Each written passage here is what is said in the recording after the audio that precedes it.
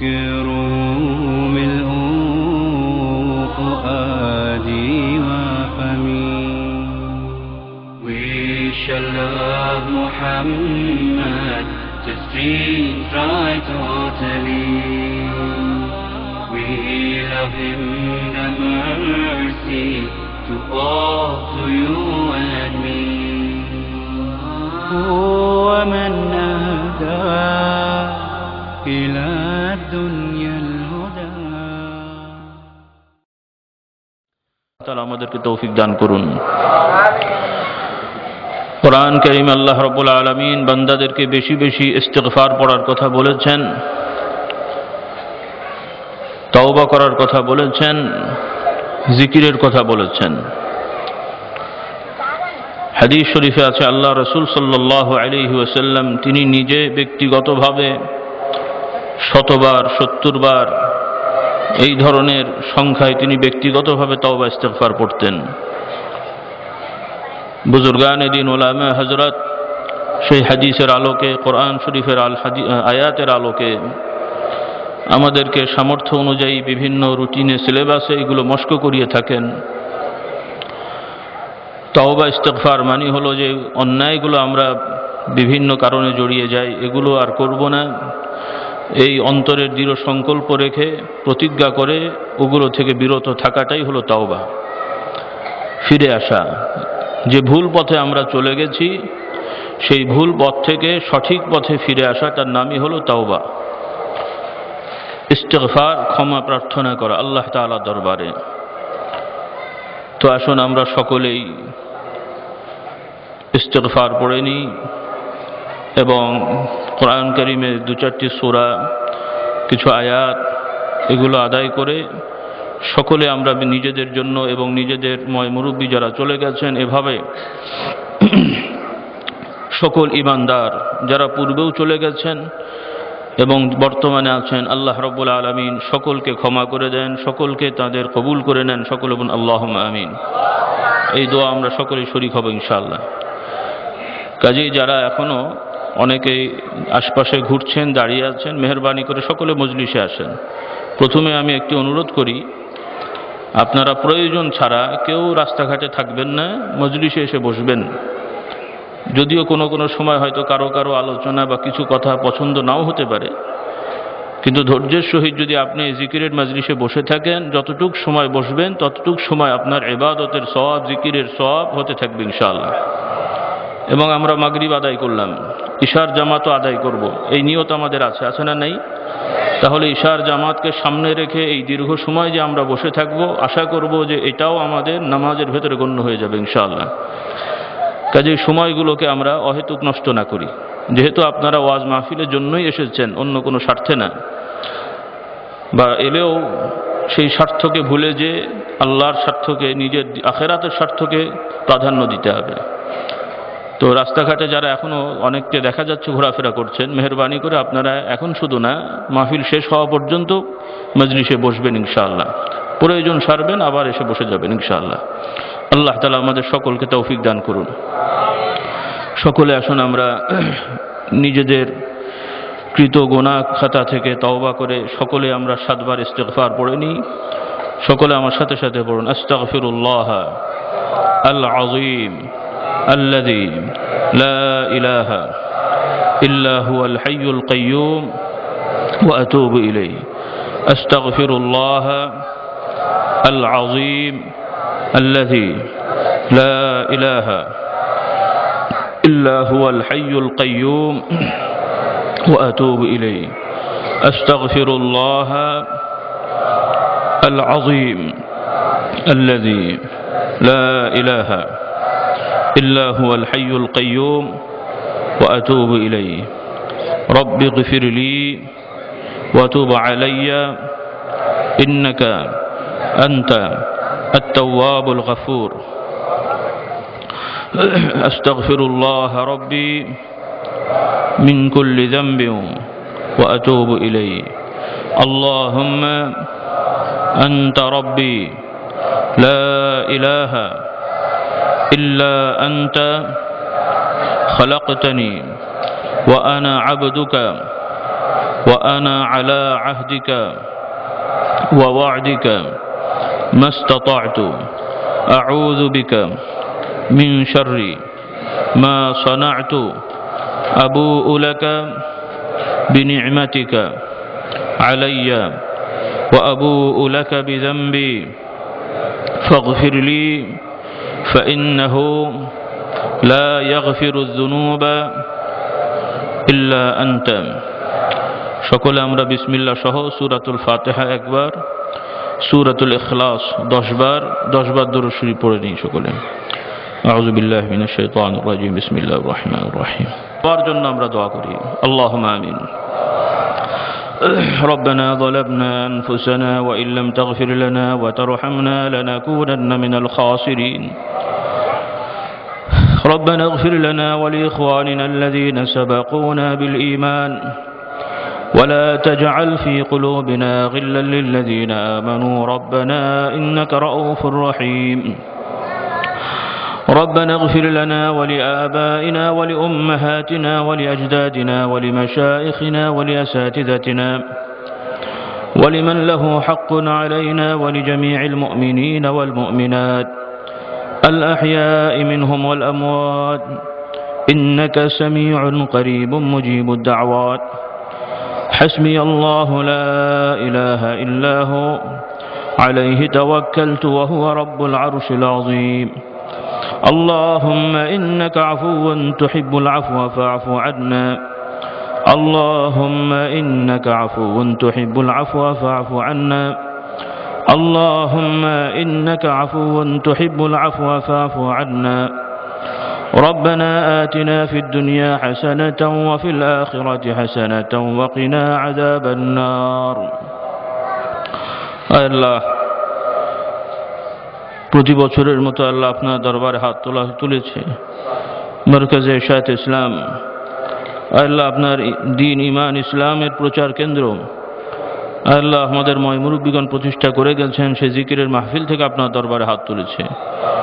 আল্লাহ আমরা গুনাহগার, খাতাকার, বচকার, তবু আল্লাহ আপনার হুকুম তামিল করে ইস্তিগফার পড়ে আপনার দরবারে আজিজ ইনকিসারি সহিত হাত তুলেছে। আল্লাহ আল্লাহ আপনার কত বান্দারা মুসাফির হালতে এখানে এসেছেন, কষ্ট স্বীকার করে দুনিয়ার সব কিছু বাদ দিয়ে শুধুমাত্র আপনার দিন কিভাবে দিনে চলা যাবে, কিভাবে আপনার রাসূল সাল্লাল্লাহু আলাইহি সাল্লামের পথ পাওয়া যাবে, কিভাবে জাহান্নাম থেকে বাঁচা যাবে, কিভাবে জান্নাতে যে আপনার দিদার পাওয়া যাবে, আল্লাহ এই আকাঙ্ক্ষা নিয়ে কত ভাইরা ছুটে এসেছেন।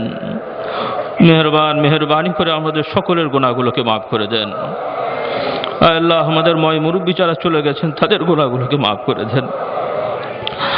আল্লাহ হযরত আদম আলাইহিস সালাম থেকে শুরু করে মুহাম্মদুর রাসূলুল্লাহ সাল্লাল্লাহু আলাইহি ওয়াসাল্লাম পর্যন্ত সকল নবী রাসূলের উম্মতদেরকে মাফ করে দেন। আল্লাহ আপনার হাবিব সাল্লাল্লাহু আলাইহি ওয়াসাল্লামের আহলে বাইত, আজওয়াজ মুতাহহারা, খুলাফা রাশিদিন, আশরা মুবাশশারা, সাহাবা ইকরাম, তাবিঈন, তাবিঈত তাবিঈন, আইম্মা মুজতাহিদিন, আল্লাহ যত ফুকাহা, মুহাদ্দিসিন, মুফাসসিরিন, যত ইলম, যত ফুনে, যত রিজাল চলে গেছেন তা দ্বারা আপনার হাবিব সাল্লাল্লাহু আলাইহি ওয়াসাল্লাম উম্মতগণ উপকৃত হচ্ছেন, হবেন। আল্লাহ মানব জাতি উপকৃত হবে, সকল ইমানদার চলে গেছেন।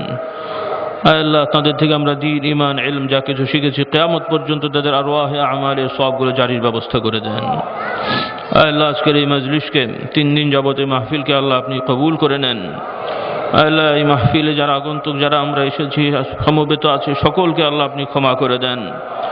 আল্লাহ আপনার মাগফিরাত রহমতের চাদর দ্বারা আমাদেরকে বেষ্টনের ব্যবস্থা করে দেন। আল্লাহ সকল গুনাহগুলোকে ক্ষমা করে দেন। আল্লাহ আব্বা আম্মা, দাদা দাদি যারা চলে গেছেন ক্ষমা করে দেন। আল্লাহ কত ভাইয়ের কত বালা মুসিবত, পেরেশানি, আল্লাহ ব্যবসা বাণিজ্য সমস্যা, চাকরি বাকরি কাজ কারবারের সমস্যা, আল্লাহ রিজিকের সমস্যা, আল্লাহ কত ভাইরা কত জায়গায় পৃথিবীর আনাচে কানাচে, কত ইমানদাররা মুসলমান কতভাবে নির্যাতিত, নিষ্পেষিত। আল্লাহ আমরা স্বীকার করি এগুলো আমাদেরই গুনার ফল। আল্লাহ আমরা গুনাহগার, খাতাকার, বদকার যাই হই, আপনি তো গফফার, আল্লাহ আপনি তো রহমান, আপনি তো সত্তার। মেহেরবান আমাদের গুনার দিকে না তাকিয়ে ইমানের উসিলায়, আমলের উসিলায় আমাদেরকে ক্ষমা করে দেন। আল্লাহ আপনার হাবিব সাল্লাল্লাহু আলাইহি সাল্লামের প্রতি ঈমান এনেছি, ভালোবাসি বলে চেষ্টা করছি, মেহেরবান এই উসিলা আমাদেরকে ক্ষমা করে দেন। আল্লাহ সকল মাজলুমদেরকে জুলুম থেকে বাঁচবার ব্যবস্থা করে দেন। সকল জালিমদের অন্তরে আল্লাহ আপনি দয়া করুণা দিয়ে দেন, তাদেরকেও সঠিক জ্ঞান দিয়ে দেন। আল্লাহ সকল জুলুম থেকে তাদেরকেও বিরত থাকবার মন মানসিকতা তৈরি করে দেন। আল্লাহ যদি মুকদ্দার না থাকে, আল্লাহ আপনার বান্দাদের হেফাজতে আপনার কুদরতি শক্তি দ্বারা আপনি গায়বীভাবে তাঈদ মদদ নসরের ব্যবস্থা করে দেন। আল্লাহ যে দেশে আমরা বসবাস করছি এই দেশের উপরে রহম করম নাজিল করে দেন। পার্শ্ববর্তী দেশে আল্লাহ ভারতবর্ষের মুসলমানদের ঈমান উপর হেফাজতের ব্যবস্থা করে দেন। পৃথিবীর সকল ঈমানদারদের হেফাজতের ব্যবস্থা করে দেন। আল্লাহ যারা যে বিষয় নিয়ে দোয়া চেয়েছেন, কাজ কারবার ব্যবসা বাণিজ্য সকলের হালাল রুজিতে বরকত নসিব করেন। ঋণ দেনাগ্রস্ত আছেন, ঋণ দেনা পূরণের ব্যবস্থা করে দেন। পাওনাদার রয়ে গেছেন, পাওনা দেওয়ার ব্যবস্থা করে দেন। অনেকে পাবে, অনেকের কাছে বহু টাকা পয়সা, আল্লাহ তাদেরকেও আল্লাহ তাদের হকগুলো ঠিকভাবে পাওয়ার ব্যবস্থা করে দেন। আল্লাহ মুসলমান ঈমানদারদের ঈমান উপর হেফাজতের ব্যবস্থা করে দেন। আল্লাহ আমাদের পরবর্তী প্রজন্ম যারা আসবে কিয়ামত পর্যন্ত সকলকে ঈমানদার হিসেবে কবুল করে নেন। আল্লাহ আমাদের জন্য জাহান্নামের আগুনকে হারাম করে দেন, জান্নাতকে ওয়াজিব করে দেন। আল্লাহ আপনার হাবিব সাল্লাল্লাহু আলাইহি সাল্লামের শাফাআতকে মুকদ্দার করে দেন, তার হাউজে কাউসারকে মুকদ্দার করে দেন। আল্লাহ যেদিন আপনার নিজ আশ্রয় ছাড়া আশ্রয় থাকবে না, কিয়ামতের সেই কঠিন সময় আমাদের সকলকে আপনার আশ্রয়প্রাপ্ত বান্দাদের দলভুক্ত করে দেন। আল্লাহ সিরাতাল মুস্তাকিমের উপরে দৃঢ় থাকবার তৌফিক দান এনায়েত করে দেন। খাস করে আজকের এই মাহফিলে আয়োজনে যারা যেভাবে এর সাথে সম্পৃক্ত আছেন, মারকাজে ইরশাদ ইসলাম কমিটি, দারুস সালাম এলাকাবাসীর কমিটি, আল্লাহ আপনার মেহমানদের জন্য খাবার দাবারের ব্যবস্থা 6 বেলা তারা করেছেন, বিভিন্ন আয়োজন করে আশপাশের এলাকাবাসী সহযোগিতা করেছেন। মেহেরবান তাদের সকলের এই খেদমতকে কবুল ও মঞ্জুর করে নেন। আল্লাহ কচিকাচা শিশুরা তলাবুল ইলম, পড়াশোনার ফাঁকে পড়াশোনার কষ্টের সাথে সাথে আল্লাহ আপনার বান্দারা দিন শিখবে, দিন জানবে, মাহফিলে আসবে, এই জন্য তারা ওই দীর্ঘ কতদিন ধরে এই শীতের মধ্যে কষ্ট স্বীকার করে পোস্টার হ্যান্ডবিল করে মানুষের দ্বারে দ্বারে যে পৌঁছে দাওয়াত দিয়েছেন। আসাতেজা একরাম আল্লাহ এর সাথে সম্পৃক্ত হয়ে সহযোগিতা করেছেন, তারাও খেদমত করে যাচ্ছেন। মেহেরবানি করে আল্লাহ এর ওসিলায় তাদের সকলের ইলমে আমলে তারাক্কি নসিব করে দেন। তাদেরকেও সত্যিকার আপনার হাবিব সাল্লাল্লাহু আলাইহি সাল্লামের ওয়ারিস উত্তরাধিকারী উত্তরসূরি হিসেবে কবুল করে নেন। আল্লাহ আপনার হাবিব সাল্লাল্লাহু আলাইহি সাল্লামকে যে আখলাক চরিত্র দ্বারা আপনি পরিপূর্ণ করেছিলেন, আল্লাহ আমরা জানি পরিপূর্ণ হতে পারবো না, তবুও আল্লাহ তাঁর রঙে আমাদেরকে রঙিন হওয়ার তৌফিক এনায়েত করে দেন। রব্বিগফির ওয়ারহাম ওয়া আনতা খায়রুর রাহিমিন। توفنا مسلمين والحقنا بالصالحين. اللهم يسر لنا اليسير وجنبنا العسير. اللهم يسر لنا اليسير وجنبنا العسير. খাস করে বিশেষ করে আল্লাহ এই মার্কাজের পাশে আছেন আমার আব্বা হুজুর রাহমাতুল্লাহ আলাইহি, তার সাথেও যারা শুয়ে আছেন সকলকে আল্লাহ আপনি রহমত মাগফিরাত দ্বারা কবুল করেন। আল্লাহ এই ধারায় ভারতবর্ষে শুয়ে আছেন আমার দাদা হুজুর রহমতুল্লাহ আলাইহি, পরদাদা হুজুর রহমতুল্লাহ আলাইহি। আল্লাহ এই ধারায় আমাদের যত মুরব্বী বংশীয়ভাবে সনদে সাজারায় দাওয়াতিভাবে পীর মাশায়েখ যারা চলে গেছেন, তাদের সকলের কবরগুলোকে জান্নাতের বাগিচা করে দেন। আল্লাহ তাদের আমাদের এই দোয়াকে তাদের আরওয়াহে পৌঁছে তাদের রুহানি দোয়া আমাদের জন্য কবুল ও মঞ্জুর করেন। আল্লাহ আল্লাহ সকলের সব মকসুদগুলো আমরা আল্লাহ দরবারে বলি, যার যার বিষয় নিয়ে আসে, যার যার বিষয় আছে আমরা বলি আল্লাহ দরবারে। আল্লাহ খাস করে ফিরলি অত বাড়ে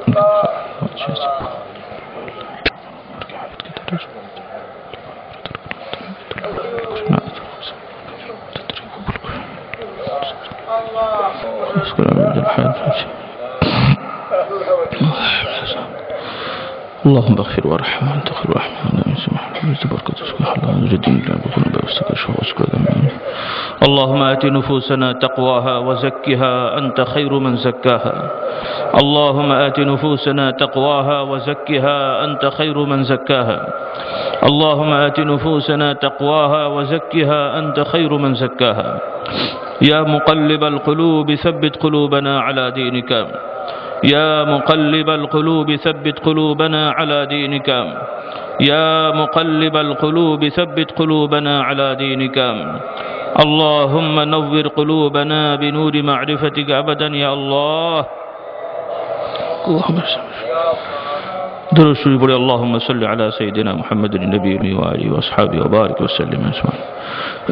سبحان ربنا رب العزة عما يصفون وسلام على المرسلين والحمد لله رب العالمين برحمتك يا أرحم الراحمين. সকলে বসবেন. রব্বুল আলামিন ইলমে দ্বীন শিখতে বলেছেন.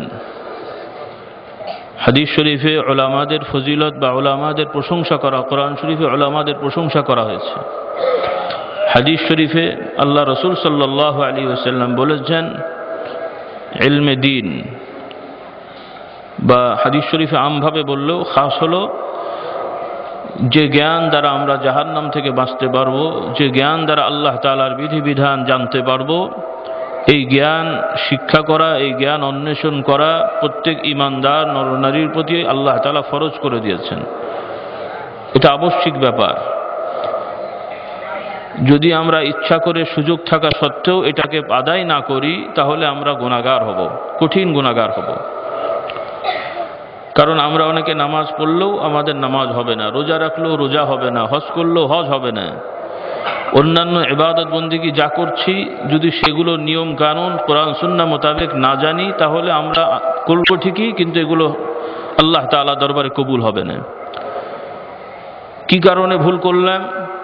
কোনো কারণ ছাড়াই. দুনিয়াবি কত ধরনের ডিগ্রি আমরা অর্জন করার জন্য 16, 18, 20, 25 বছর ধরে পড়াশোনা করি, 15, 16, 18, 20 বছর ধরে পড়াশোনা করি দুনিয়াবি ডিগ্রি অর্জনের জন্য. চোখ বন্ধ হলে যার সামান্যতম প্রয়োজনও নেই. এমনকি দুনিয়াতেও এই বিদ্যার অনেকটাই কোনো দরকার নেই. সেই বিদ্যার পেছনে আমার মূল্যবান সময়গুলো নষ্ট করে দিলাম, যেই সময়ের হয়তো সামান্য কিছু ব্যয় করলে আমি জান্নাতের মালিক হয়ে যেতে পারতাম. সুবহানাল্লাহ. কিন্তু সেই ইলমে দ্বীন আমরা শিখছি না. তো ইলমে দ্বীন শেখা ফরজ, কিন্তু প্রচলিত নিয়মের কামেল পাস, দাওরা পাস বা ইউনিভার্সিটি নিয়মের এই আরবি বিষয়ের, কোরআন হাদিস বিষয়ের অনার্স মাস্টার্স পাস করা তো ফরজ না. কিন্তু এগুলোর প্রয়োজন আছে না নাই ভাই? প্রয়োজন আছে না? প্রয়োজন না থাকলে তো আর এগুলোর আবিষ্কার হতো না. যেহেতু মানুষের ব্যস্ততা বেড়েছে, সংখ্যা বেড়েছে, প্রয়োজন হয়েছে, ওলামা একরাম এগুলোকে প্রয়োজনের তাগাদায় করেছেন. ইলম না শিখে শুধু দাওরা হাদিসের ক্লাসে বসে থাকা, কোরআন সুন্নাহ না পড়ে শুধু টাইটেলে যে একটু গাইড পড়ে পাশ করা, এগুলো তো আর ফরজ কাজ না, বা এতে তো আর ফরজ আদায় হলো না. আর একজন যদি ওই সিস্টেমে যদি পাশ নাও করেন, ওলামা ইকরামদের সহযোগিতা নিয়ে কোরআন হাদিস থেকে মাসলা মাসাইল শেখেন, তাহলে তার ফরজ আদায় হবে কিনা? ওইটাও যেমন হবে আমরা আমাদের বিশ্বাস করতে হবে, তদ্রূপ এগুলো ভালো কাজ প্রয়োজনে করা হয়, কিন্তু এগুলো ফরজ না, এটাও আমাদেরকে জানতে হবে. তো পীর মাশায়েখ বুজুর্গগণ সদা সর্বদা যাতে আমরা জিকির ফিকিরে থাকতে পারি, এই জন্য আমাদের দৈনন্দিন কিছু মস্ক করে, সিলেবাস করে, রুটিন করে দিয়েছেন, যাতে করে এই রুটিনগুলো আলোকে আমল করলে আপনি আমি ঘুমিয়ে থাকলেও যাতে আপনার আমার জিকির ফিকির চালু থাকে. সকলে বলুন সুবহানাল্লাহ. কারণ একজন ইমানদার সে ঘুমিয়ে থাকলেও তার যত সময় না শ্বাস প্রশ্বাস আছে তার জিকির চালু থাকবে. কারণ ঘুমানোর আগেও সে জিকির করে ঘুমাবে, উঠেও সে জিকির করবে, আর মধ্যবর্তী সময়টুকু জিকিরে গণ্য হয়ে যাবে. সুবহানাল্লাহ. কিন্তু আফসোস যে আমরা জ্ঞান না থাকার কারণে, ইলম না থাকার কারণে খুঁজে বেড়াচ্ছি কিন্তু পাচ্ছি না. আপনার সম্পদ আপনার মাটির তলায়, কিন্তু খুঁজতে হয় আমেরিকায় যে. কিসের জন্যে? জ্ঞান না থাকার কারণে. আপনাদের সম্পদ তুলতে হলে কার শরণাপন্ন হতে হচ্ছে? অন্য দেশের সম্পদ আপনার ঠ্যাঙের তলায়, আপনার পায়ের তলায়, কিন্তু খুঁজতে এটাকে উঠাতে পারছেন না, জানতেও পারছেন না কোথায় কি আছে. তাহলে ইলম যা থাকবে ওই রকম নেয়ামত আপনার কাছেই আছে, বাড়িতেই আছে. রহমত বরকত ফেরেশতা আপনার বাড়িতেও আসবে, আপনার বেডরুমে আসবে, আপনার সাথে ঘুমাবে. সুবহানাল্লাহ বলেন. মানে আপনি ঘুমাবেন, আপনার পাশেই থাকবে সদা সর্বদা, যদি আপনি সেভাবে চলতে পারেন. সুবহানাল্লাহ.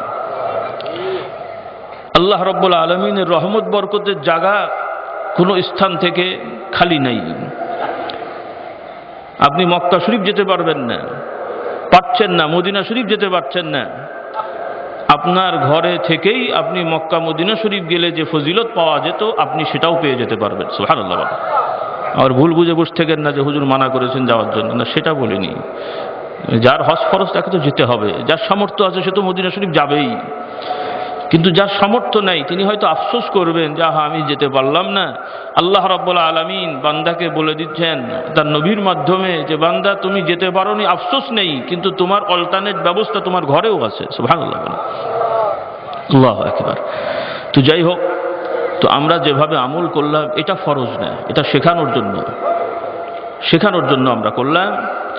আর এভাবে আমল করলেও আমরা যতটুকু হাদিস শরীফের আলোকে জানছি এতে কোনো দোষ নেই। কারণ হাদিস শরীফে বলা হয়েছে ফেরেশতারা বলবেন আল্লাহ আপনার বান্দারা জিকির করে তাসবিহ পড়ে সেখান থেকে আমরা এলাম, বান্দারা করছে। জিনা মিন কাওমিন ইউসাব্বিহুনাকা, একজন দুজনের কথা তো বলা হলো না। তো আপনি পড়বেন আমি পড়ব, 5 জন পড়লে তো একটু জোরে হবে, এটা স্বাভাবিক কথা, ঠিক না? তবে নফল ইবাদতের একটা মূলনীতি আছে। সব ইবাদতেরই মূলনীতি হলো অন্য কারো কোনো ক্ষতি করা যাবে না, ডিস্টার্ব করা যাবে না। তবে যেই সমস্ত ব্যাপার শুনিয়ে করতে হয়, দেখিয়ে করতে হয়, ফরজ ওয়াজিব, এগুলোতে কেউ ডিস্টার্ব ফিল করলে সেগুলো ধার্তব্য নয়। মসজিদে জামাত হবে, নামাজ পড়বেন, অনেক লোক, মাইক লাগালেন, আওয়াজ হবে, কথার কথা পাশে যদি কোনো মুমূর্ষী রোগী থাকেন তার কানে যদি আওয়াজ দিয়ে একটু ডিস্টার্ব হয় তাহলে এটার জন্য মসজিদের নামাজ বন্ধ করা যাবে না, ফরজ নামাজ বন্ধ করা যাবে না। কিন্তু নফল নামাজে এত জোরে কিছু পড়া যাবে না যেটা মানুষের ডিস্টার্ব হয়। এই জন্য নফল ইবাদত, কোরআন শরীফ পড়া, তাসবিহ পড়া, জিকির করা, আনুষঙ্গিক যাই আমরা করি, লক্ষ্য রাখতে হবে আমার দ্বারা কেউ যেন বিরক্ত বোধ না করেন, বিরক্ত হোক, এমনকি আমি করছি এটা যেন না জানুক, এভাবে করাটাই উত্তম। সুবহানাল্লাহ।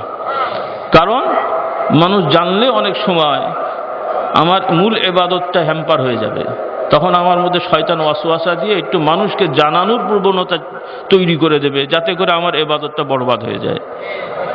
এই জন্য রিয়া, লৌকিকতা মুক্ত ইবাদত করতে হবে। তো যাই হোক, অনেক ভাইরাই আলহামদুলিল্লাহ দীর্ঘদিন আমার আব্বা হুজুরের জমানা থেকেই আছেন, দাদা হুজুরের জমানারও লোক আছেন, কিছু ভাইরা নতুন এসেছেন যারা এভাবে হয়তো অভ্যস্ত ছিলেন না, শিখে নেন, নিজেরা আপনারা আমল করবেন। এগুলো সংক্ষেপ, অনেক বিষয় সিলেবাসের শর্ট কোর্স। আমরা বিভিন্ন তরিকার নামও শুনে থাকি, সেটাও আমি সংক্ষেপে বলে দিচ্ছি বোঝার জন্যে। হয়তো অনেকে বলবেন হুজুর আমরা যে আমল করলাম কোন তরিকার করলাম, চিশতিয়া না কাদরিয়া না নকশবন্দিয়া না মুজাদ্দিদিয়া না কি করলাম, প্রশ্ন অনেকে থাকতে পারে, বোঝার থাকতে পারে। তো এই নামকরণটা কি সেটাও সংক্ষেপে বুঝে নিতে হবে। আমরা যেটা ক্ষুদ্র জ্ঞানে বুঝি যে নাম মানে ইবাদত আলাদা না, নাম মানে ধর্ম আলাদা না, বিভিন্ন নামের পরিচয়, এগুলো আমরা বুঝি যে এগুলো আমাদের নিসবত। মূল শিক্ষা সকলের এক, কাদরিয়া, চিশতিয়া, নকশবন্দিয়া, মুজাদ্দিদিয়া, এই 4টা আমাদের সিলসিলার একটা নিসবত। বা আমাদের যত শাইখ মাশাইখ ওস্তাদগণ ছিলেন তারা যে সকল শাইখ ওস্তাদদের থেকে শিক্ষা নিয়েছেন, তারা এই ধরনের ওস্তাদদের থেকে এই ধারাটা চলে আসছে, এগুলো হচ্ছে এই ধরনের নাম। কিন্তু যত নামই হোক, সরাসরি যদি আমরা দেখি মূল কাজ সবার এক। মূল কাজ কি? সবার এক। উদাহরণস্বরূপ বোঝার জন্য বোঝেন, প্রচলিত আছে আমাদের দেশে বা পৃথিবীব্যাপী 4টি মাযহাবের নাম প্রচলিত আছে। হানাফি মাযহাব, শাফি মাযহাব, মালিকি মাযহাব, হাম্বলি মাযহাব বলা হয়। তার মানে হানাফি, শাফি, মালিকি, হাম্বলি ইনাদের কি ধর্ম আলাদা নাকি? নামাজ আলাদা? ইমাম 4 জন হলেও বলা হলেও নামাজ কি 4 রকম? নামাজ করকম? ইসলামের সব বিধান করকম? কোনো ব্যাপারে যদি 2টা ধরন হয় সেটাও বুঝতে হবে যে মুহাম্মদ রাসূলুল্লাহ সাল্লাল্লাহু আলাইহি ওয়াসাল্লাম থেকে যদি 2 রকম বিষয় প্রমাণিত হয় তাহলে 2 রকমই করা যাবে। সুবহানাল্লাহ। সেখানে তো আর আমি একরকম করব আপনি একরকম করব ঝগড়ার কিছু নাই, বুঝতে হবে এখানে চয়েস আছে। আপনারা সবাই জামা কাপড় পরে আছেন, আমরাও জামা কাপড় পরে আছি, সব কি একরকম জামা পরে আছি? তাহলে আমি হুজুর যদি মনে করি যে আমি যেরকম পড়েছি এই জামা কাপড় পরাটাই হলো পোশাক পরা হলো, আর সকলে উলঙ্গ আছেন, এটা পাগলামি হবে না? তাহলে মূল হলো দেহ আবৃত করা। মূল হলো মুহাম্মদুর রাসূলুল্লাহ সাল্লাল্লাহু আলাইহি ওয়াসাল্লাম থেকে তার পর্যন্ত আমাদের কর্মগুলো প্রমাণিত হলো কিনা। যে ইমামের মাধ্যমে হবে, অর্থাৎ যে উস্তাদের মাধ্যমে আমরা পেলাম, সেই উস্তাদের নামকরণ করা হয়েছে, কিন্তু মূল কাজ হলো মুহাম্মাদিয়া। সকলে বলেন সুবহানাল্লাহ। আমরা মাগরিবের নামাজ ফুরফুরা দরবারে এসে আজকে আদায় করলেন। ফরজ নামাজ ক রাকাত পড়েছেন? হ্যাঁ, ফুরফুরা দরবারে ফরজ নামাজ আজকে 3 রাকাত পড়েছেন। আরো অন্যান্য পীর মাশায়েখের দরবার আছে, সেখানে যেও কয় রাকাত পড়বেন যদি যান, ওনারাও 3 রাকাত পড়বেন তো নাকি? বিভিন্ন দল সংগঠনের এরকম সভা হয়, সমিতি হয়, সেখানেও যদি মাগরিবের নামাজ পড়েন, নাম হলো ফুরফুরা দরবারে জামাত হচ্ছে, ক রাকাত? অমুক দরবারের জামাত হচ্ছে। নাম বললে আবার অনেকে ভুল বুঝবেন, নাম বলছেন। অমুক দরবারের জামাত হচ্ছে, ফজ মাগরিবের ক রাকাত? অমুক দলের মাহফিলে জামাত হচ্ছে, ক রাকাত? এখন আমরা ফুরফুরাওয়ালারা যদি মনে করি যে সবাই তো 3 রাকাত পড়ে, তাহলে আমরা আর তারা তো সব এক হলাম। আমাদের একটা বৈশিষ্ট্য থাকা উচিত, বিশেষ করে ওয়াজ মাহফিলের দিনে আমরা 6 রাকাত আদায় করব। নামাজ পড়া কি খারাপ কাজ না ভালো কাজ? তো আমরা একদিন একটু বেশিই পড়লাম, তাতে আপত্তি কি? ফুরফুরা দরবারে একটা ঐতিহ্য তো থাকা লাগবে যে আমরা যেহেতু ফুরফুরা দরবার, অন্যের তুলনায় বেশি কাজ করেই তো আমাদের দেখাতে হবে, হবে নাকি ভাই? নাউজুবিল্লাহ। তো যাই হোক, তাহলে মূল বিষয় হলো কাদরিয়া, চিশতিয়া, নকশবন্দিয়া, এগুলো হলো আমাদের নিসবত, আমাদের শায়েখ মাশায়েখরা ইনাদের থেকে।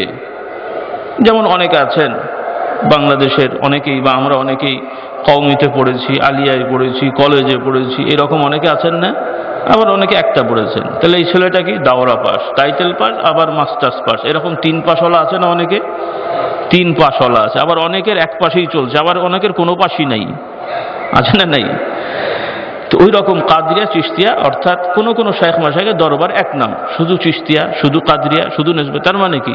ওই পীর সাহেব, তার উস্তাদ, এভাবে ধারাটা হলো আব্দুল কাদের জিলানী রহমতুল্লাহ আলাইহি, অথবা মঈনুদ্দিন চিশতি, অথবা দুইজনেরই কোনো শাগরিদ, এভাবে এসছে। কিন্তু এরপরে আমরা দেখব যে কিছু কাজের ভিন্নতা আছে। এই কাজের ভিন্নতা যেগুলো হাদিস শরীফের সাথে সাংঘর্ষিক না হবে, তাতে আমাদের কোনো আপত্তি থাকবে না। আর যেগুলো আমরা দেখব যে হাদিস শরীফের মধ্যে নাই, ওই ভিন্নতা আমাদেরকে এড়িয়ে যেতে হবে। এটাই হলো আমাদের ইমানের দাবি। সুবহানাল্লাহ, এটাই হলো আমাদের ইমানের দাবি। কারণ আমরা দেখেছি যত ভিন্নতা আছে, এগুলো মূল যারা শায়েখ, আব্দুল কাদের জিলানী রহমতুল্লাহ আলাইহি, মঈনুদ্দিন চিশতি রহমতুল্লাহ আলাইহি, বাহাউদ্দিন নকশবন্দি রহমতুল্লাহ আলাইহি, মুজাদ্দিদ আল ফিসানি রহমতুল্লাহ আলাইহি, তাদের কিতাবাদি থেকে এই মূল বিষয়গুলো, ভিন্নতাটা পাওয়া যাবে না। মূল কাজ সব ঠিক আছে, ইস্তেগফার পড়া, দুরূদ শরীফ পড়া, তাসবিহ পড়া, কোরআন তেলাওয়াত করা, নফল নামাজ আদায় করা, আজিজি ইনকিসারের সহিত আল্লাহর দরবারে কান্নাকাটি করা, নির্জনতা অবলম্বন করা, এগুলো তো কোরআন হাদিস দ্বারা সবকিছু সাবেত। সকলে বলুন সুবহানাল্লাহ। হাদিস শরীফে বলা হয়েছে 7 শ্রেণীকে আল্লাহ রাব্বুল আলামিন কিয়ামতের ময়দানে আশ্রয় দেবেন। হাদিসের ভাষাটা হলো 7 শ্রেণীকে আল্লাহ রাব্বুল আলামিন তার নিজ ছায়াতলে আশ্রয় দান করবেন। সুবহানাল্লাহ। ইউযিল্লুহুমুল্লাহু ইয়াওমা লা যিল্লা ইল্লা যিল্লুহু। সুবহানাল্লাহ ওয়া বিহামদিহি।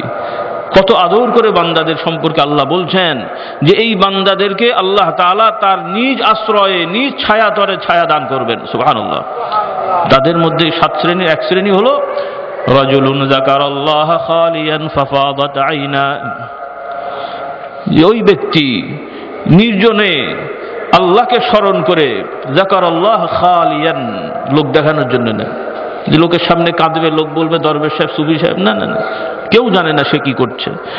আল্লাহর কথা স্মরণ করে করে, নিজের গুনার কথা খেয়াল করে, আল্লাহ তাআলার রহমত করুণার দিকে খেয়াল করে, আল্লাহ দরবারে জাহান্নাম থেকে বাঁচার জন্য, জান্নাতের আশায়, আল্লাহর দিদারের আকাঙ্ক্ষায় যে ব্যক্তি কাঁদে, চোখের পানিটি ফেলে দেয়, অন্য হাদিসে এসছে যে চোখ আল্লাহর ভয়ে কাঁদবে, ওই চোখ জাহান্নামের আগুন তার জন্য হারাম হয়ে যাবে। আল্লাহু আকবার। কাজেই অনেকে মনে করেন এগুলো করার দরকার নেই, এগুলো ইসলামের বাইরের কাজ, এরকম অনেকের ধারণা থাকে, তাদের জানার অভাব। তবে হ্যাঁ, কেউ কেউ এগুলোকে আবার আলাদা করে নিয়েছেন। মুশকিল হলো আমরা দিনের বিভিন্ন কাজ নিয়ে আলাদা আলাদা দল সংগঠন করে ফেলেছি। কদিন পরে মনে হয় হবে নামাজি পার্টি, হাজি পার্টি, কি বলেন, জাকাত দাদা পার্টি, আবার সেটা হবে আরেকজন বলবে যে ও তো নামাজি লিখেছে, তাহলে আমারটা হবে আন্তর্জাতিক নামাজি পার্টি। কি বলেন? হ্যাঁ, মুসলমান এখন ইবাদত। আরে ভাই, মুসলমান মানে তো নামাজ, রোজা, হজ, যাকাত, জিকির, আজকার, ইস্তেগফার, জিহাদ সবই তো করবে, নাকি বলেন? তো এখানে আবার এই পার্টি ও পার্টি হওয়ার দরকার কি আছে? দরকার আছে? সাহাবা ইকরামদের মধ্যে দল ছিল যে একদল জিহাদি গ্রুপ আর একদল ঘরে বসে থাকা গ্রুপ। যার তকদির আছে, যার প্রয়োজন আছে, তাকে জিহাদে যেতে হবে। এখানে আবার দলাদলির কি আছে? তাহলে এখানে একজন ইমানদার মানে তিনি দরবেশিও করবেন, মুজাহিদও হবেন। সুবহানাল্লাহ বলেন। দরকার হলে যদি সশস্ত্র জিহাদ না থাকে তাহলে তার জিহাদ চলতেই থাকবে, কারণ তার কথার জিহাদ আছে, নফসের জিহাদ আছে, কাজের জিহাদ আছে, চলতেই থাকবে। একজন ইমানদার সর্ব অবস্থায় সে মুজাহিদ। সকলে বলেন সুবহানাল্লাহ। সর্ব অবস্থায় সে মুজাহিদ। অস্ত্রের জিহাদ সেটা তো প্রয়োজনে হবে, সেটারও নিয়ম কারণ আছে। কিন্তু আমরা ইমানদাররা ইমানকে, ইসলামকে ভাগ ভাগ করে দল দল হয়ে গেছি। এটাই হলো আমাদের সব থেকে বড় পরিতাপের বিষয়। এই জন্য আল্লাহ তাআলা বলছেন, ইয়া আইয়ুহাল্লাযীনা আমানু দুখুলু ফিস সিলমি কাফা ওয়া লা তাত্তাবিউ খুতুওয়াতিশ শাইতান ইন্নাহু লাকুম আদুউম মুবিন। হে ঈমানদারেরা, তোমরা পরিপূর্ণভাবে ইসলামের ভেতরে দাখিল হও। ইসলামের গণ্ডিতে তোমরা যে ঢুকছো, মুসলমান হচ্ছ, আংশিক হলে হবে না, এক সাইড নিলে হবে না, পরিপূর্ণভাবে মুসলমান হতে হবে। সুবহানাল্লাহ। এই পরিপূর্ণতা আমরা পেয়েছি সাহাবায়ে কেরাম থেকে, তাবেঈন থেকে, তাবেঈন থেকে, আমাদের যত শায়েখ মাশায়েখ ছিলেন তাদের থেকে আমরা পেয়েছি যে তারা ব্যক্তি, পরিবার, সমাজ, রাষ্ট্র সর্ব জায়গায় আল্লাহর দ্বীন নিয়ে চলেছেন। সকলে বলুন সুবহানাল্লাহ। আমাদের মুরব্বীদের কেউই, আমাদের শুধু না, হকপন্থী যারা আছেন, হকের উপরে যারা আছেন, যত উলামা, পীর, মাশায়েখ, বুজুর্গ যাই বলেন, ব্যতিক্রম দুই একজন ব্যক্তিগত ছাড়া, তাও ওই রকম নেন। কেউ সমাজচ্যুত হয়ে জঙ্গলে থাকতেন, বনে থাকতেন, এইরকম কাউকে পাওয়া যাবে না। আল্লাহ রাসূলের সাহাবাদের কেউ জঙ্গলে বসবাস করেননি, পাহাড় পর্বতে বসবাস করেননি। তারা সমাজবদ্ধ ছিলেন, যা পেরেছেন করেছেন, সমাজে চলেছেন। আল্লাহ রাসূল সাল্লাল্লাহু আলাইহি ওয়াসাল্লাম যদিও দুই একটি হাদিসে বলেছেন যে কিছু ফিতনার সময় কিছু করতে না পারলেও নির্জনতে থাকা ভালো, সেটা ভিন্ন কথা। কিন্তু আল্লাহর দ্বীনের জন্যে, আল্লাহওয়ালা হওয়ার জন্যে সমাজ বাদ দিতে হবে, পরিবার বাদ দিতে হবে, ঘর সংসার বাদ দিতে হবে। এই ধরনের ধারণা করে ইমানদার মুসলমানের হতে পারে না, কারণ কোরআন হাদিসে এভাবে হুকুম দেয়নি। আমাদের সবটা নিয়েই মানতে হবে, তবেই তো আমরা সফল হব। পরীক্ষা হলেই তো পাস ফেলের ব্যাপার হলো। পরীক্ষায় যদি না দেন তাহলে পাস ফেল হলো কেমন করে? আপনি সমাজে থাকবেন, আল্লাহ তাআলা বলছেন লিনাবলুয়াকুম আইয়ুকুম আহসানু আমালা, যে আমি তোমাদেরকে হায়াত দিয়েছি, সৃষ্টি করেছি, হায়াত দিয়েছি, সম্পদ দিয়েছি। কিসের জন্যে? কিভাবে ভালো কাজ করো সেটা দেখার জন্যে। দুনিয়া পেয়ে দুনিয়ার মোহে ডুবে গেলে নাকি দুনিয়া পেয়ে আখিরাতকে স্মরণ রাখলে সেটা তোমাকে সেটা দেখতে হবে। যদি আপনি এর মধ্যে না থাকেন তাহলে তো পরীক্ষাও হলো না, পাস ফেলের ব্যাপারও হলো না। এজন্য কোরআন কারীম আল্লাহ তাআলা বলেন, ফাআম্মা মান তাগা ওয়া আসারাল হায়াতাদ দুনিয়া ফাইন্নাল জাহিমা হিয়াল মাওয়া ওয়া আম্মা মান খাফা মাকামা রাব্বিহি ওয়া নাহান নাফসা আনিল হাওয়া ফাইন্নাল জান্নাতা হিয়াল মাওয়া। ফাআম্মা মান তাগা ওয়া আসারাল হায়াতাদ দুনিয়া, কোরআন শরীফে আল্লাহ তাআলা বলছেন, অতঃপর যারা নানান ধরনের অপরাধে জড়িত হলো, আল্লাহ তাআলার বিধানকে লঙ্ঘন করলো, মুহাম্মদ রাসূলুল্লাহ সাল্লাল্লাহু আলাইহি সাল্লামের আদর্শচ্যুত হয়ে চলল। তগা, তুগয়ান, অন্যায় করা, অপরাধ করা। কিসের অপরাধ? কি অপরাধ? অপরাধ কাকে বলা হয়? আমরা ইমানদার মুসলমান অপরাধ বলতে বুঝি যে মুহাম্মদুর রাসূলুল্লাহ সাল্লাল্লাহু আলাইহি ওয়াসাল্লামের আদর্শের বাইরে চলাটাই হলো সবথেকে বড় অপরাধ। বসো বাবারা, বসো। মুহাম্মদ রাসূলুল্লাহ সাল্লাল্লাহু আলাইহি ওয়াসাল্লামের উঠে বসো। অপরাধ আল্লাহ রাসূলের মুখালাফাত করা, আল্লাহ রাসূলের আদর্শের বাইরে চলা, এটাই হলো সবথেকে বড় অপরাধ। আল্লাহ তাআলা বলছেন, ফাআম্মা মান তাগা, এই অপরাধ কারা করে? কিসের জন্য করে? ওয়া আসারাল হায়াতাদ দুনিয়া, দুনিয়ার হায়াতকে, দুনিয়ার জীবনকে তারা প্রাধান্য দেয়। তাহলে যারা জঙ্গলে থাকবে, সমাজ থেকে আলাদা থাকবে, বিবাহ শাদী করবে না, ঘর সংসার নেই, তাহলে তাদের তো আর এই প্রশ্নই ওঠে না, দুনিয়াকে প্রাধান্য দেওয়ার প্রশ্নই উঠল না। একজনের বাড়ি করার আকাঙ্ক্ষা থাকবে, ঘর করার আকাঙ্ক্ষা থাকবে, বিবাহ শাদীর প্রয়োজন থাকবে, তার চাহিদা থাকবে, খাবার চাহিদা থাকবে, কিন্তু এই সব চাহিদা সে মেটাবে, তাতেও দোষ থাকবে না, কিন্তু এটার ক্ষেত্রে তাকে স্মরণ রাখতে হবে আখিরাতকে, আল্লাহকে। আর যারা আখিরাতকে ভুলে যে বাড়ি করতে হবে, করা দরকার, যেভাবে হোক করব, আর একজন 10 জন মেরে হোক, খুন করে হোক, যেভাবে হোক করতে হবে, আমার ওইটা ভালো লেগেছে, ওইটাকে অর্জন করতেই হবে, যেভাবে হোক খুন খারাপি মেরে ধরে। এটাই হলো দুনিয়াকে প্রাধান্য দেওয়া হলো। আপনার বাড়ি করা নিষেধ নেই, ঘুমানোও নিষেধ নেই, টাকা অর্জনের নিষেধ নেই, কিন্তু আখিরাতকে প্রাধান্য দিয়ে ইমানের উপরে থেকে কি বলে আপনার আল্লাহকে ভয় করে করবেন, তাতে আপনি কোটিপতি হলেও আপনি জান্নাতি হয়ে যাবেন। সকলে বলুন সুবহানাল্লাহ। কারণ আল্লাহর বিধান জাকাত, জাকাতকে ভাই গরিব মানুষ দেয় না বড় লোক দেয়? তাহলে যারা হারাম পর্যায়ে উপার্জন করলো তাদের জন্য জাকাত ফরজ হতো নাকি বলেন? নাকি তাদের জাকাত আছে? কারণ যেটা হারাম ভাবে উপার্জন করলো ওই টাকাটা তো ওরই না, তাহলে জাকাত হবে কি করে? ওইটার তো অংশ দেওয়ার কিছু নেই, ওইটা তো টোটালটাই যার থেকে হারাম ভাবে উপার্জন করেছে তাকে দিয়ে দেওয়া উচিত। আর যদি দিতে না পারে তাহলে তার নামে দান করবে, দান সে করবে, গোনা সে পাবে, সওয়াব মূল মালিক পাবে। কথা বুঝলেন কিনা? আমি হারাম উপার্জন করলাম, একজনকে ঠকিয়ে টাকা আদায় করলাম, 10 লাখ টাকার মালিক হলাম, কিন্তু আরেকজনকে ঠকিয়ে, কষ্ট দিয়ে, জুলুম করে, নির্যাতন করে 10 লাখ টাকার মালিক হলাম। এখন আমি মনে করছি 10 লাখ টাকা তাহলে জাকাত দিয়ে এটাকে হোয়াইট করে নিই। আপনাদের দেশে যেন প্রচলিত নিয়ম আছে, চুরি চামারি যাই করেন কিছু টাকা গভর্নমেন্টের খাতে ট্যাক্স দেবেন, ব্ল্যাক হোয়াইট হয়ে যাবে। তো আপনারা কি আল্লাহর দরবারে এরকম মনে করেছেন নাকি? জোর জুলুম করে যা কামাই করবেন কিছু আল্লাহর দরবারে দিয়ে দিলে বা আমাদের মতো পীর সাহেবদের হাদিয়া দিলেই মনে হয় হোয়াইট হয়ে যাবে, নাকি বলেন? হ্যাঁ, হবে। তো যারা মনে করছেন এরকম যে আমরা হোয়াইট করে নেব, তো ওই 10 লাখ টাকা তো আপনার হলে তো আপনি জাকাত দেবেন, ওটা তো আপনারই হয়নি। ওই যাদের থেকে 1 লাখ 2 লাখ 5 লাখ 6 লাখ যাই অল্প অল্প যাদের থেকে মেরেছেন, ধরেছেন, জুলুম করেছেন, এই অংশগুলো তাদের। এটার সামান্যতম বিষয়, সামান্যতম অংশ আপনার ব্যক্তিগত খরচ করার কোনো এখতিয়ার নেই, ফেরত দিতে হবে।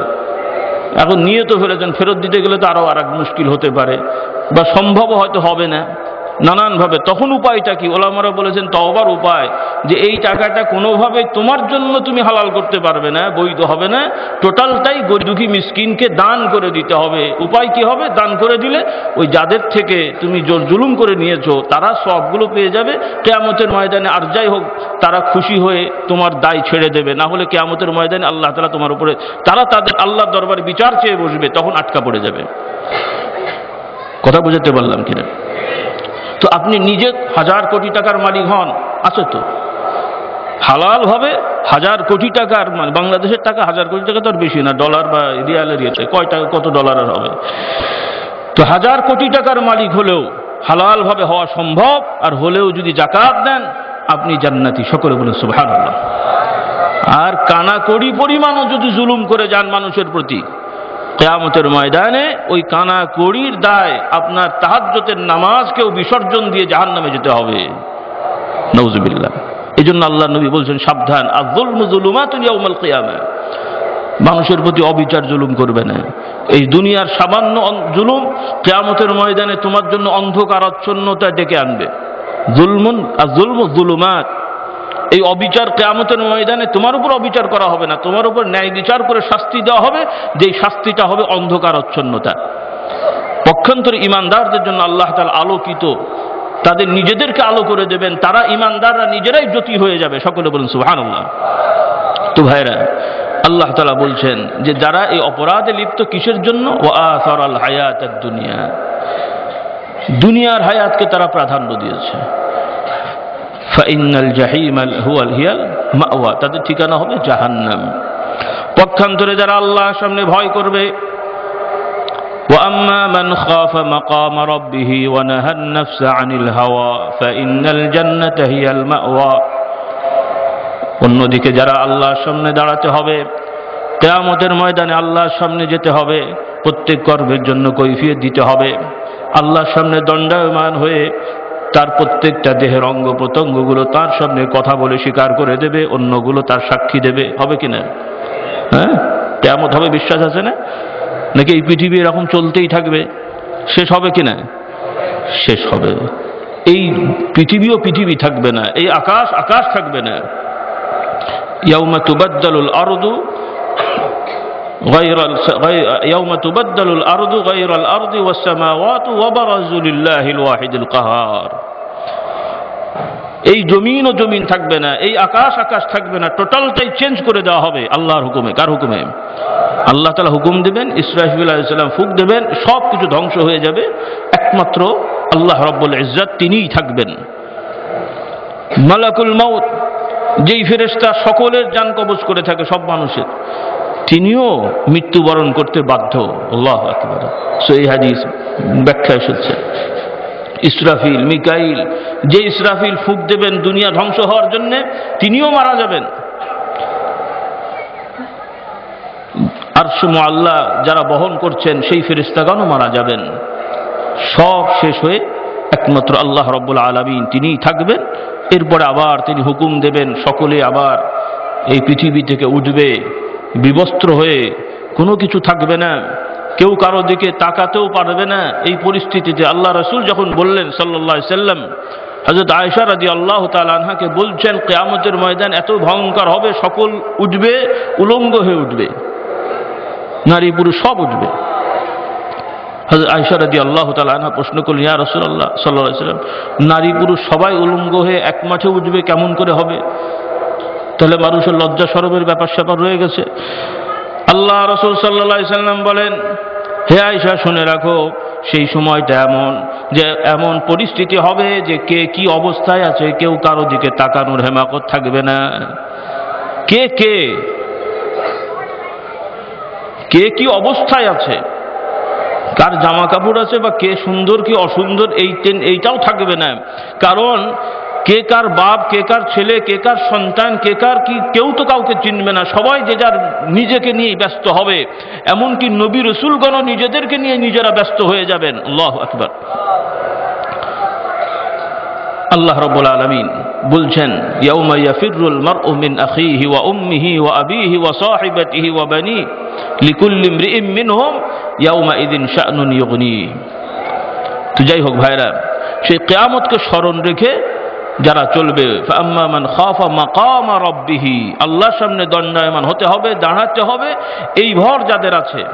ওয়া নাহান নাফসা আনিল হাওয়া, আর নিজের নফসকে, প্রবৃত্তিকে খেয়াল খুশি মতো চলা থেকে যারা বিরত রাখলো। ওয়া নাহান নাফসা আনিল হাওয়া ফাইন্নাল জান্নাতা হিয়াল মাওয়া, তাদের ঠিকানা হয়ে যাবে জান্নাত। সুবহানাল্লাহ। তাদের ঠিকানা কি হবে? জান্নাত। নফস, প্রবৃত্তি, এটাকে দমন করতে হবে। প্রবৃত্তি চাইবে খাবো, খেতে দেবেন, কিন্তু হালাল খাবার দিতে হবে। আমার আকাঙ্ক্ষা হবে, আশা হবে, আমার একটি সুন্দর বাড়ি হোক, বাড়ি বানান সুন্দর, কিন্তু হালাল রুজি হতে হবে। এই হালাল রুজি যেটা মানুষের কোনো ক্ষতি হবে না, বান্দার হক নষ্ট হবে না, এভাবে যদি আমরা রোজগার করে আপনার কি বলে আপনি রাজত্ব করেন, ইভেন যদি কিছু বিলাসিতাও করেন, তাও আল্লাহ তাআলা ধরবেন না ইনশাআল্লাহ। সকলে বলেন সুবহানাল্লাহ। কারণ আল্লাহ তাআলা নবী রাসূলগণও বিলাসিতা করেছেন না? মুহাম্মদ রাসূলুল্লাহ করেননি, যদিও তার আদর্শ থাকা সব থেকে উত্তম, কিন্তু ওই ধরনের নফসানিয়ত যদি আমাদের তৈরি নাও হয়, ওই ধরনের নফসকে যদি পরিপূর্ণ কন্ট্রোল করতে নাও পারি, পারিপার্শ্বিক কারণে কিছু যদি আরাম আয়েশ করেনও, তাতেও দোষ হবে না। কারণ আল্লাহ তাআলা নবী রাসূলের কেউ চেয়েছেন, আল্লাহ তাআলা দিয়েছেনও। সকলে বলেন সুবহানাল্লাহ। চাইতে দোষ নেই। আপনি বাড়ি চাইবেন, গাড়ি চাইবেন, টাকা চাইবেন, তাতে দোষ নেই। আল্লাহর কাছে চাইবেন, হালালভাবে উপার্জন করবেন, দোষ নেই। কিন্তু যা চাইবেন তার থেকে বেশি চাইতে হবে যে আল্লাহ আমাকে জাহান্নামের আগুন থেকে বাঁচান, আমার জন্য জান্নাত বরাদ্দ করে দেন। সুবহানাল্লাহ। তো আল্লাহ রাসূল সাল্লাল্লাহু আলাইহি সাল্লাম তিনি চাইলেও আল্লাহ তাআলা তাকে যে জাগতিকভাবেও যে নিয়ামত দিয়েছিলেন, তিনি চাইলে দুনিয়ার সব থেকে বিলাসী মানুষ হতে পারতেন, সক্ষম হতেন, কিন্তু তিনি তা চাননি। আলাইহিস সালাম দোয়া করেছিলেন, দাউদ আলাইহিস সালামের ছিলেন, তিনিও নবী, ছেলেও নবী। দোয়া করে বলেছেন, আল্লাহ আমাকে এমন একটি রাজত্ব দেন পৃথিবীর আর কাউকে দেবেন না। সুবহানাল্লাহ। নবী হয়ে দোয়া চাচ্ছেন, আল্লাহ আমাকে রাজত্ব দেন। পেলেন রাজত্ব, শুধুমাত্র শক্তি পেলেন না, ক্ষমতা পেলেন না, তিনি প্রাসাদও করলেন, যেই প্রাসাদ আধুনিক জমানায় ওই ধরনের প্রাসাদ এখন পর্যন্ত তৈরি করা সম্ভব হয়নি। ইন্নাহু কাসরুম মুমাররাদুম মিন কাওয়ারির, যেই প্রাসাদে ঢুকলে ফ্লোর দেখলে মনে হতো যে আমি মনে হয় সমুদ্রের উপরে বা পানির উপরে ভাসছি। সুবহানাল্লাহ, আল্লাহু আকবার। কোরআন শরীফের বর্ণনা। এই প্রাসাদে সুলাইমান আলাইহিস সালাম থাকতেন, তার মানে কি অন্যায় করে থাকতেন? না। শক্তি পেয়েছিলেন, জুলুম করেছেন? না। অবিচার করেছিলেন? না। পৃথিবীর সহ ওই ধরনের রাজত্ব আর কেউ পাবে না, যেহেতু আল্লাহ তাআলা তাকে দিয়েছেন, তিনিই দোয়া করেছিলেন। শুধু তাই না, আল্লাহ আমাকে রাজত্ব দেন তা বলেননি, আল্লাহ আমাকে এমন রাজত্ব দেন আর কাউকে দেবেন না। সুবহানাল্লাহ। আল্লাহ তাআলা দিলেনও তাই,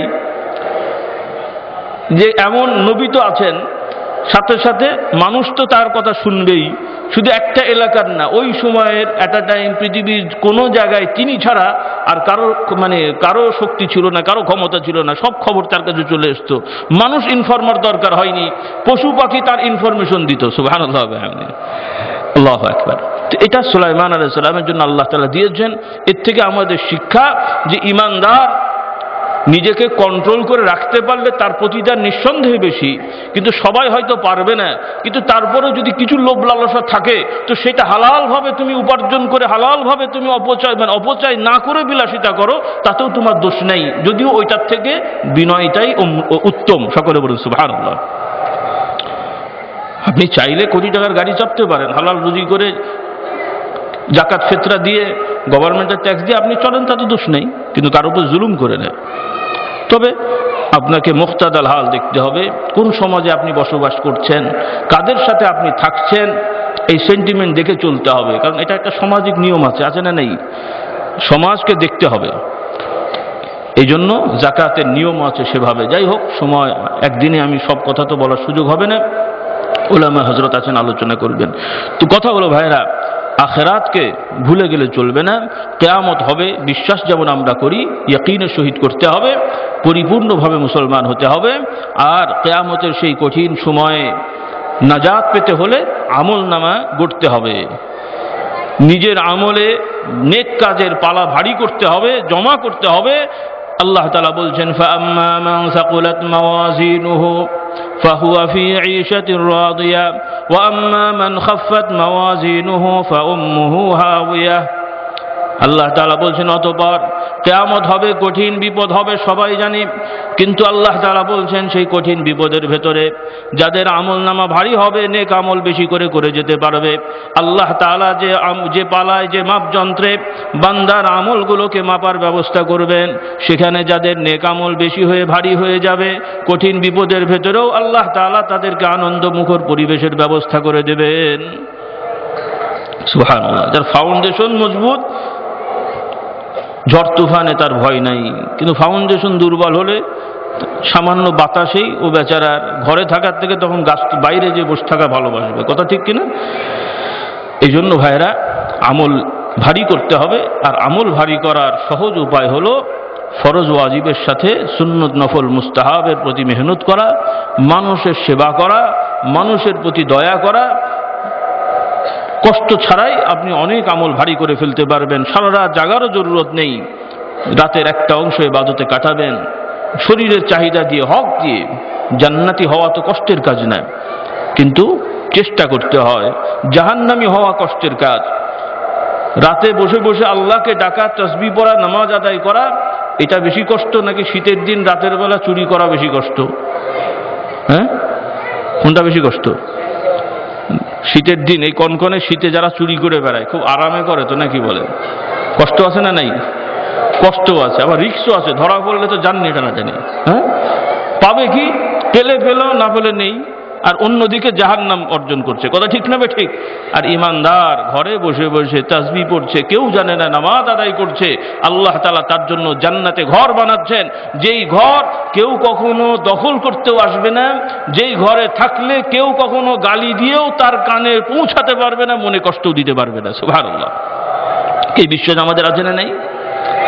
কাজী ভাইরা, আমলে জিন্দেগি করার চেষ্টা করি, নেক আমল, তাওহীদের প্রতি ঈমান, তাওহীদের ঈমান, শিরক মুক্ত ঈমান, বেদাত মুক্ত আমল, মুহাম্মদ রাসূলুল্লাহ সাল্লাল্লাহু আলাইহি ওয়াসাল্লামের সুন্নত মোতাবেক নিজেদের জিন্দেগি গড়তে পারলে ইনশাআল্লাহ আমরা সফল হতে পারবো। কিয়ামত হবে, জাহান্নাম সৃষ্টি করা হয়েছে, বিচার হবে, সব হবে, কিন্তু আল্লাহ তাআলা ঈমানদার বান্দা, আমলদার বান্দা তাদেরকে সুসংবাদ দিচ্ছেন যে তাদের হিসাব সহজ হবে, হিসাবান ইয়াসীরা হয়ে যাবে, তাদের জন্য পুলসিরাত মুহূর্তের মধ্যে পার হয়ে যাবে। তারা কষ্টে থাকলে মুহাম্মদ রাসূলুল্লাহ সাল্লাল্লাহু আলাইহি সাল্লামের দ্বারা তাদের জন্য শাফাআত করিয়ে হাউজে কাউসার পান করিয়ে তাদেরকে জান্নাতি করে দেওয়া হবে। সকলে বলেন সুবহানাল্লাহ। তো যাই হোক, ওলামা হযরতরা আছেন, আলোচনা করবেন। তো আসুন আমরা নিজেদের জিন্দেগিকে গড়ে চলি, আর সাথে সাথে নিজেরাও যেমন মেহনত করছি, পরিবার পরিজন ছেলে মেয়ে তাদেরকেও আল্লাহওয়ালা বানাই। শুধু নিজে আল্লাহওয়ালা হলে হবে না, বা এটাও তো আমরা চাইবো না। আপনি বাড়ি করেন কি নিজে আরামে থাকার জন্য, না পরিবারকে নিয়ে? হ্যাঁ, একটা ঘর করেন, সুন্দর করে ঘর করে শুধু আপনি থাকবেন আর আপনার বউ সন্তান তারা হলো মাঠে থাকবে নাকি? এরকম করেন? বরং কি করেন? নিজের সবাইকে নিয়ে, কথা ঠিক কিনা? তো আপনি জান্নাতে যাবেন, একা একাই যাবেন। আপনি জান্নাতে যাবেন, ছেলেমেয়েরা জাহান্নামে যাক, ঠিক আছে না? আপনি জান্নাতে যাবেন, ছেলেমেয়েরা জাহান্নামে যাক। নাকি জান্নাত জাহান্নামের ধারণাটা এই পর্যন্তই ছিল, ভবিষ্যৎ প্রজন্মে মনে হয় আর জান্নাত জাহান্নাম আল্লাহ তাআলা বিলুপ্ত করে দেবেন, নাকি বলেন? কি মনে হয় আপনাদের? তাহলে আপনারা যে কাজ সত্যিকার যদি ঈমান এনে করে থাকেন, যে আমি হারাম কাজ করি না, অন্যায় করি না, অশ্লীলতা করি না, মিথ্যা বলি না, চগলখড়ি করি না, এগুলোকে যদি ঈমানের কাজ, আমলি কাজ যদি জাহান্নামকে ভয় করে করে থাকেন, তাহলে আপনার সন্তানেরা এরকম মিথ্যাবাদী, চগলখোর, হারামখোর, মদখোর, জেনাখোর হোক আপনারা চান? চাই কেউ আমরা? তাহলে চাই না বুঝলাম, কিন্তু আপনারা যে গাছ লাগিয়েছেন সে গাছ থেকে তো ওই হারামখোর, মদখোর, জুয়াখোর ছাড়া আর কিছু হবে না। হবে? আপনার সন্তান যে পরিবেশে মানুষ, যে বিদ্যা তারা শিখছে, সেই বিদ্যায় জান্নাত জাহান্নামের কথা আছে? সেই বিদ্যায় কোরআন, সেই বিদ্যায় আল্লাহ তাআলার বিচারের কথা আছে? মদ হারাম, জুয়া হারাম, জিনা ব্যভিচার হারাম, এগুলোর কথা আছে?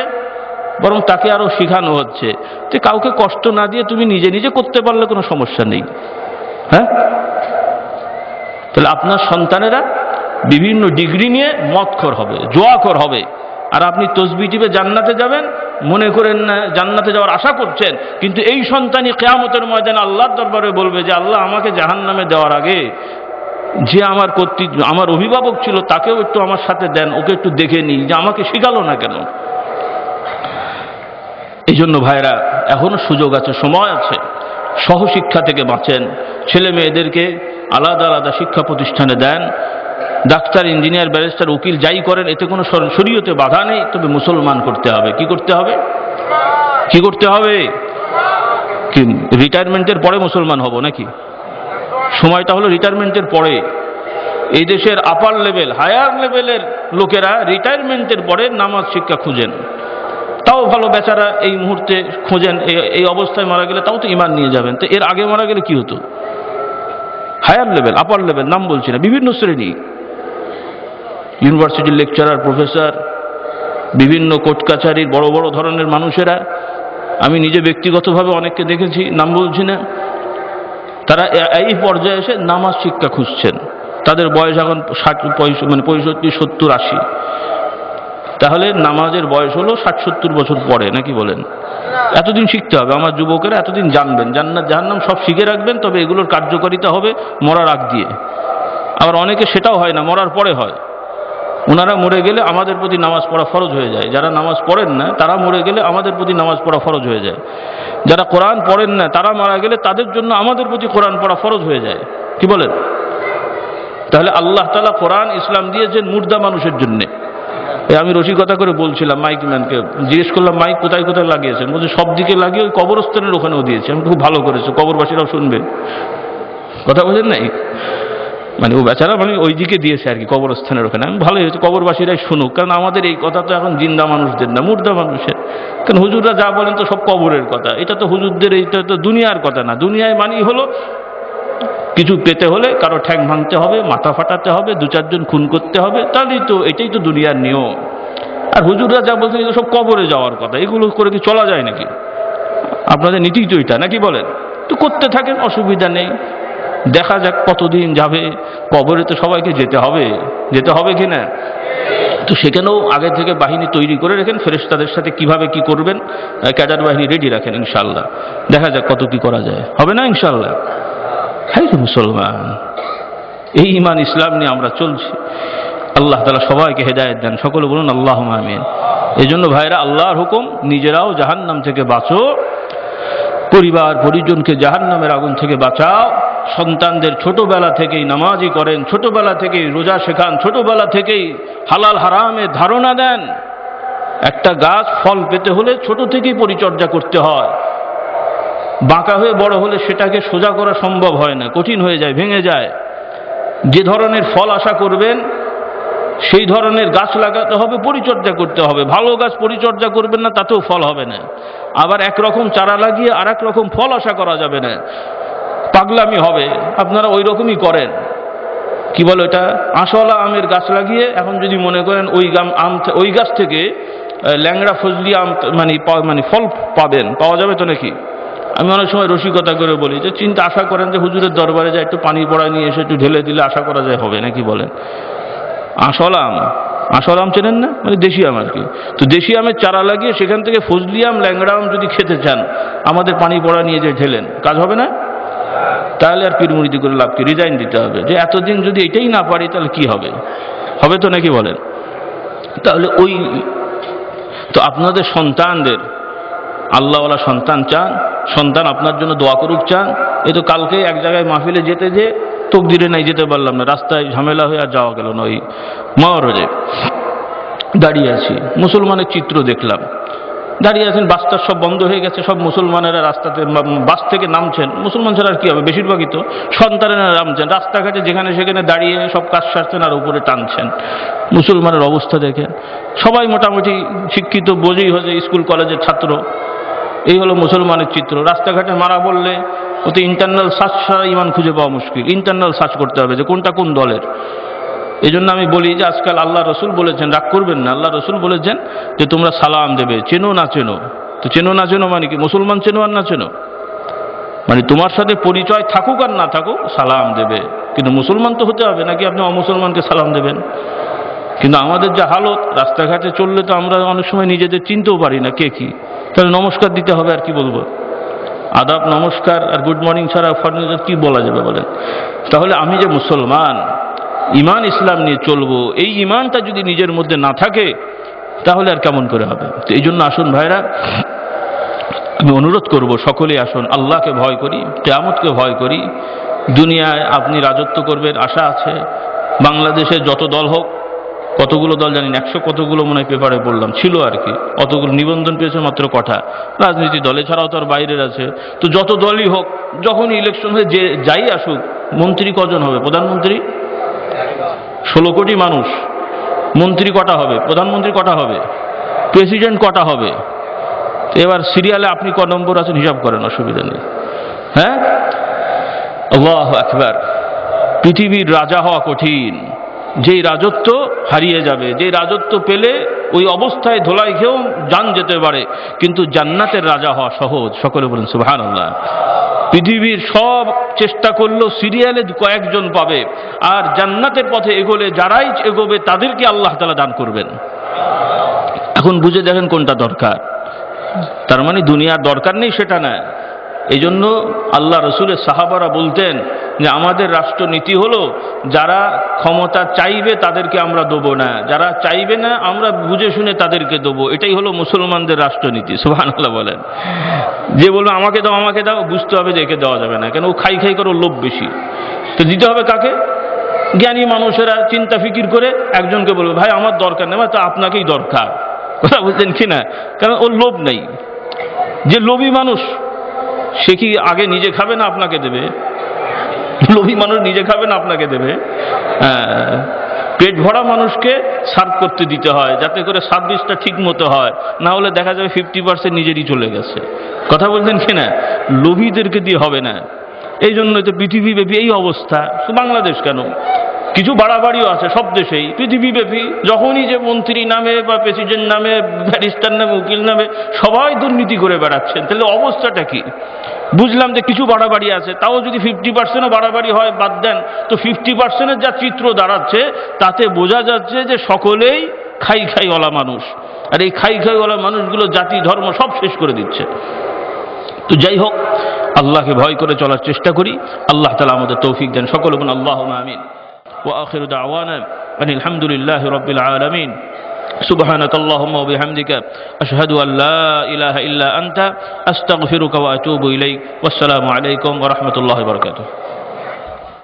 يوحدنا لطريق الخير يوجهنا الله تعالى أنزله ورسول الله معلمنا ورسول الله